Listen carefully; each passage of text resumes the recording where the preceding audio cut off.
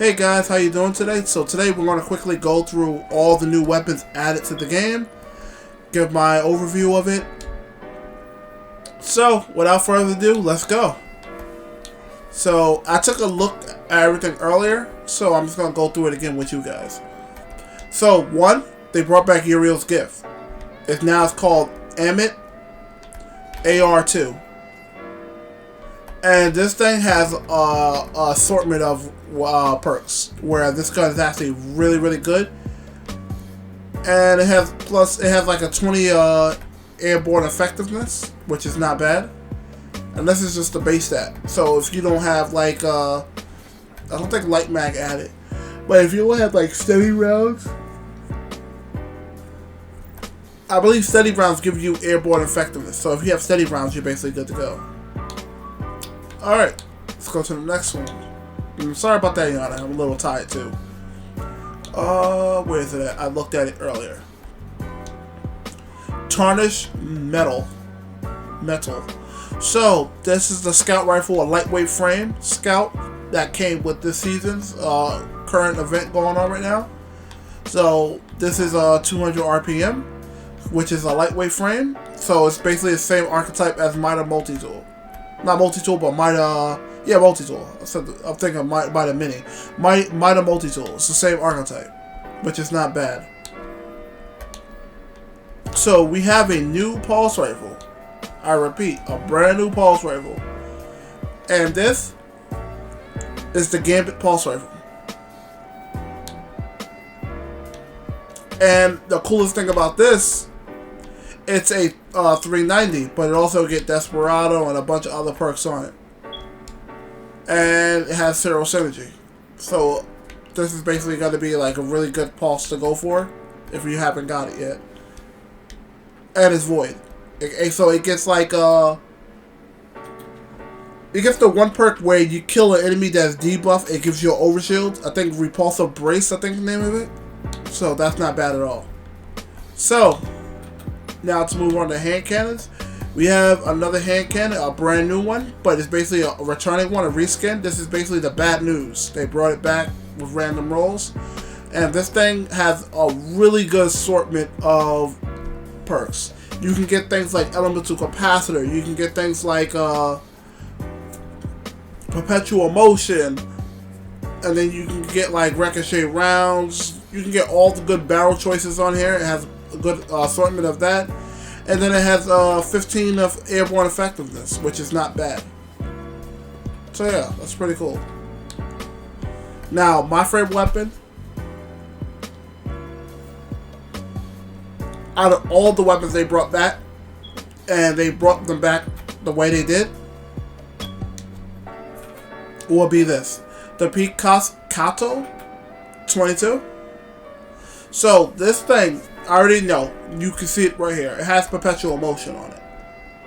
And if you like Perpetual Motion, which I do, the only downside is the reticle is basically like a short zoom.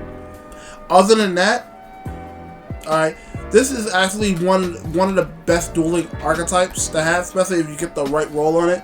So you can get like things of like multi-kill clip, Perpetual Motion, you can get Rangefinder, Perpetual Motion, and just a bunch of those perks. And the other thing is, it's a primary, not a stasis primary, just a plain old primary.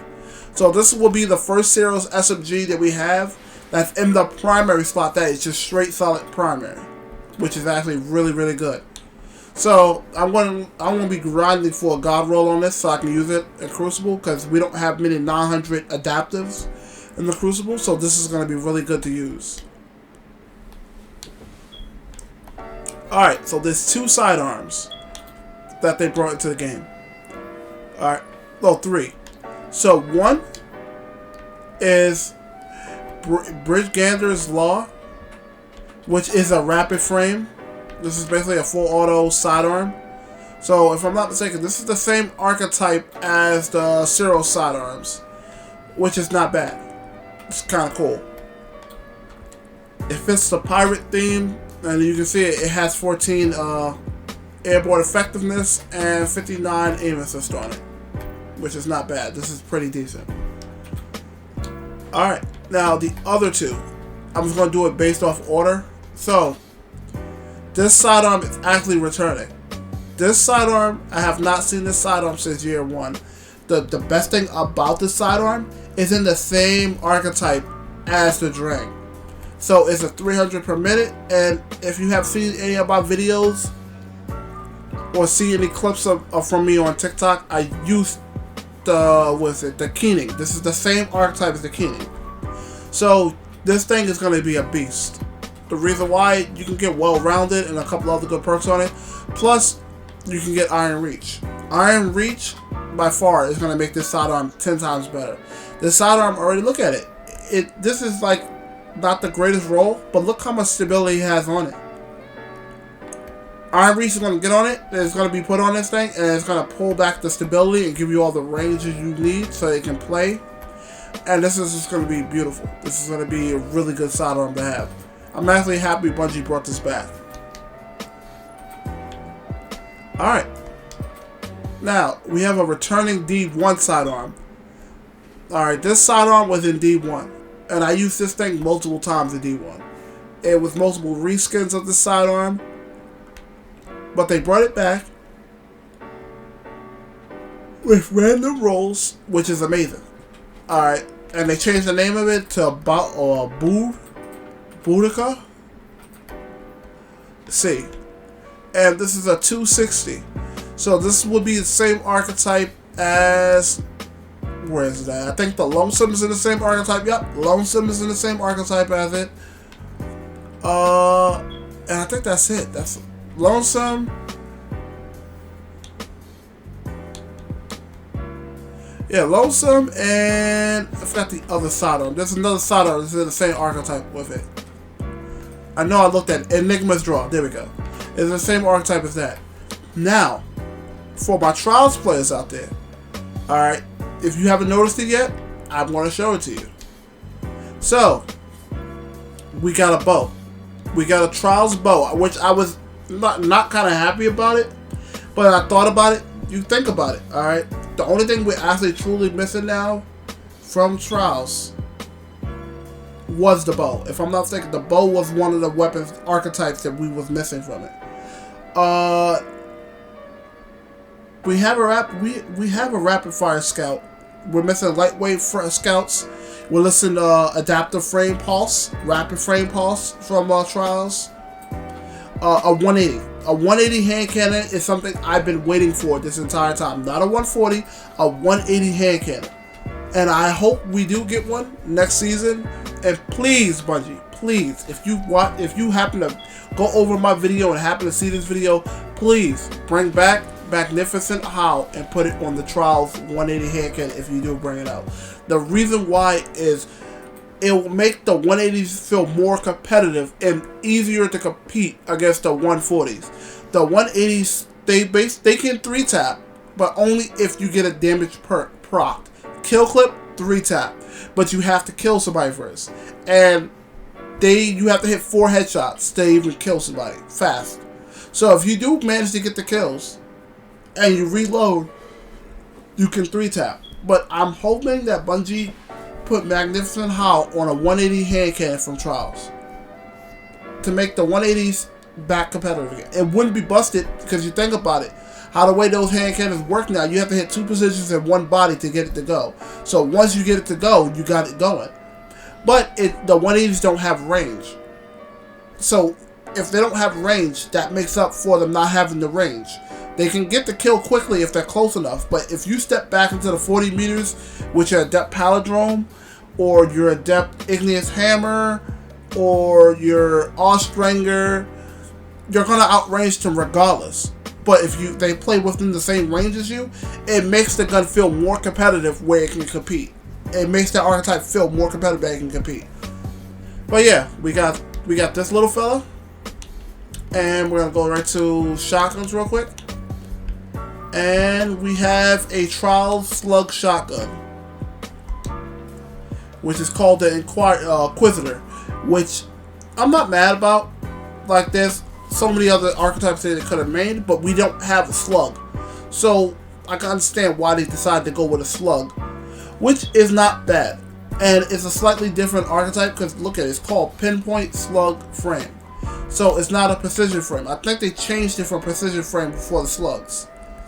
So I'm going to quickly take a look at the other slugs because I think they changed. Oh, and Mindbenders is back. I didn't even notice that. So Mindbenders is their depth weapon as well. I didn't even realize that. So Mindbenders is actually back in the game. Okay. I guess Bungie decided they want to bring back this shotgun. A lot of people asked about it. I guess they just listened to feedback and decided to bring it back as their depth weapon. So I didn't notice that earlier. That's actually pretty cool, I guess. So I'm guessing this thing is going to probably have incandescent in its perk pool. The one thing I do want to check before we go further, I just want to see something here because I didn't notice that one. I want to make sure I didn't not. Oh, we have a new SMG, an old one that they returned. So we have Out of Bounds. This was a year 1 SMG, if I'm not mistaken, because I remember seeing it and getting it and dismantling it.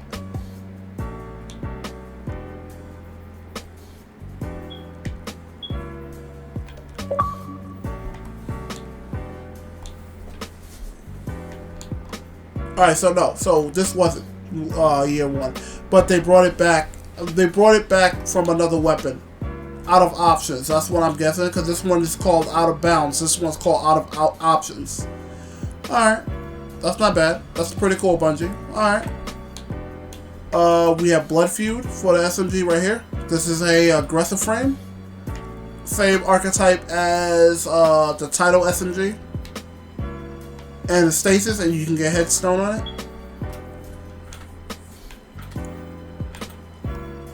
And I'm just quickly browsing to make sure I didn't miss anything. Alright. Hand cannons, we're going to quickly take a look. Alright, yeah. Alright. So sidearms is still the same amount. So alright, so now we're going to go over to grenade launchers. There's one grenade launcher that I'm actually happy they brought back. Malicious Birthright. This has an adept version and a regular variant of it. This will be the first, basically, breach launch grenade launcher we had that has an adept form for it. And that's something that we don't have in Trials either. We don't have an adept Trials grenade launcher, or regular breach grenade launcher, or waveframe. So I can see either one of those two being made within the next season. But this is actually pretty cool. They brought that back. This was my baby. I used to use this a lot when I was trying to get my mountaintop. Alright, so let's check out fusion rifles. And for what it looks like, we don't have any new fusion rifles. Thank God. Alright, so now we're going to go into snipers. No snipers. Trace rifles still good. Glaze is still good. No new sword, but we do have a new grenade launcher, which is the Pinnacle, or the Ritual, which you would call. And this thing is actually ridiculous. The fact that it has incandescent, not in the last perk tree, but basically in the first perk tree. You have incandescent, so this thing is going to work off of literally just incandescent. You can either Vorpal Weapon it or Swashbuckler. What I'm going to go for is Swashbuckler, because this can work off my solar build. And I see why Bungie did it, so that way solar is still relevant by giving us a grenade launcher that has incandescent in it and it has mini frags. So I wonder how this is going to work. But that doesn't look bad at all.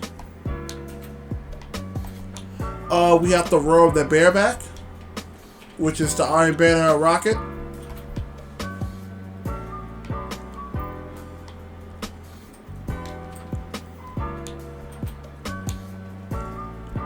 Alright. And we have a couple of linear fusion rifles. So we have the Taipan 4FR. This is basically, where is it at? Not Crooked Fang, but it'll be the Tarantula brought back with random rolls, which is not bad. It's actually pretty cool they brought that. And we have, oh, I accidentally backed out. Let's go back in there. Don't mind me, I'm backing out of my menus and whatnot. Hitting the wrong buttons.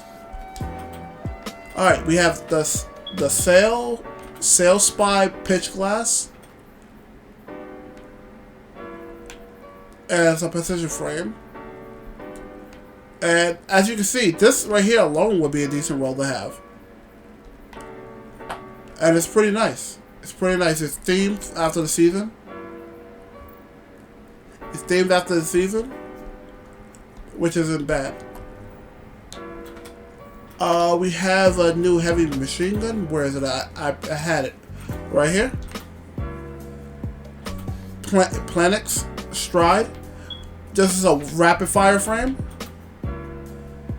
which is not bad at all. It's arc, and if you can get that stability down, this wouldn't be a bad heavy machine gun at all.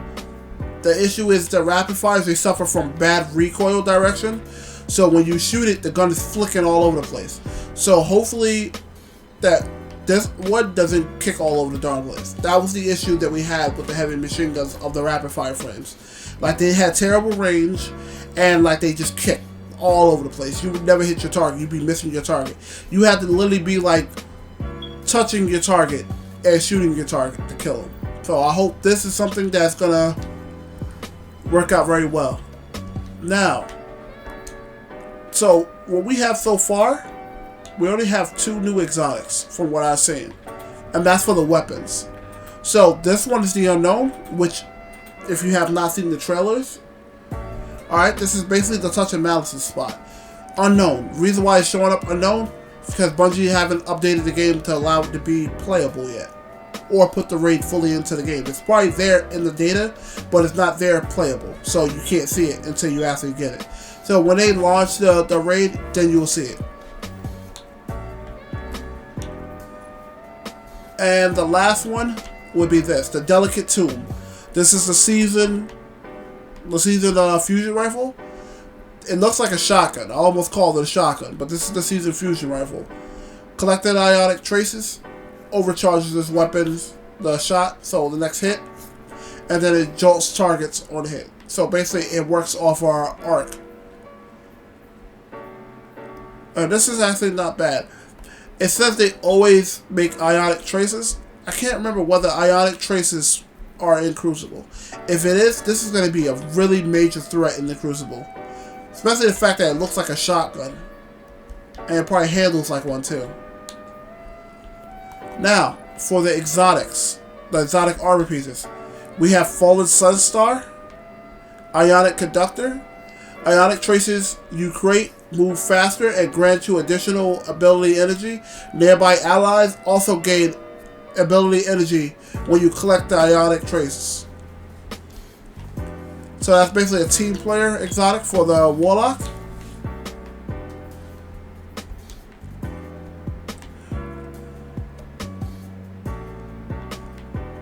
Falcons. Gyre Falcons. Halberg, if I'm saying it right. Halberg, which is a weird name, and this is also a very weird looking exotic for the hunters. Like, extremely weird. Let's see how it colors real quick, because that looks extremely weird. Alright, that doesn't look that bad, but it just looks weird. So what this does, this is more for Void, a Void one. Which I'm kind of shocked that Bungie decided to go do with the Void thing again.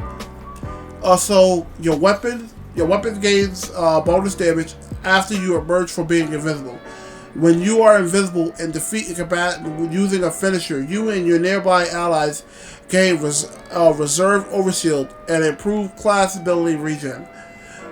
These reserve overshields can be deployed by using class ability. Which isn't bad, but this sounds like, you know what, forget about Omnioculus, I can do it better. That's basically what this sounds like. Kind of weird. But I think they didn't really do much for the Hunter arc-wise, because the Hunter has a crap load of arc stuff. So, the Titan. If you haven't seen it already, it's been temporarily dismantled. This set, this armor piece, has. Alright. Defeating targets with your Thunderclap melee restores melee energy. Targets near you, when you use your Thunderclap, suffer lightning strikes. Being amplified increases the range of these lightning strikes. And the name of the perk call is Hammer of the Gods. And it's actually a very clean looking pair of exotics. I would say that. See how it pairs up with a shader? Not bad at all. It's actually looked really nice. Alright. So I think that's been it. Let's go take a look in here.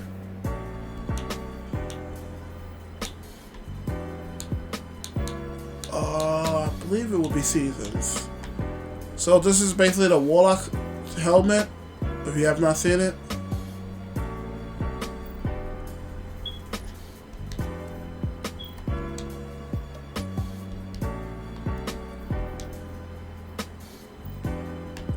Boots.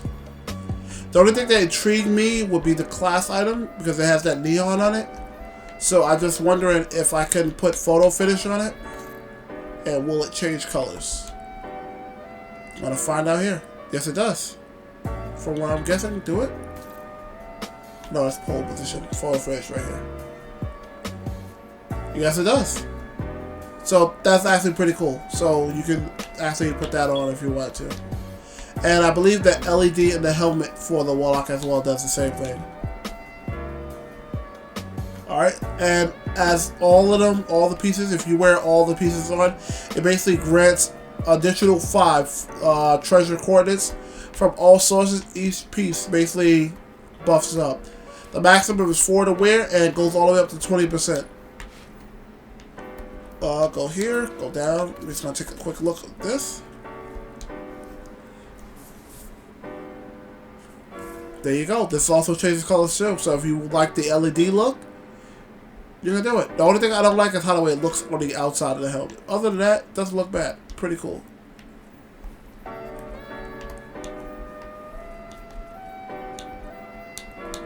Going down to seasons here. Please don't tell me they made another monkey helmet.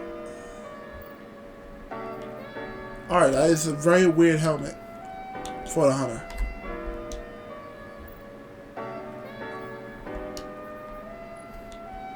It's like they gave the hunter a bunch of sticks and twigs and leather. Like, here you go. Not bad. Let's take a look at the cloak.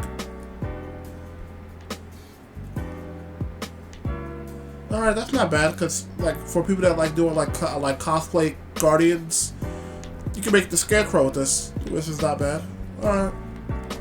Alright, let's quickly go over down to Seasons, Titans. Please don't tell me how you got the short end of the stick. And they kind of did with the helmet. What kind of helmet is this? Okay.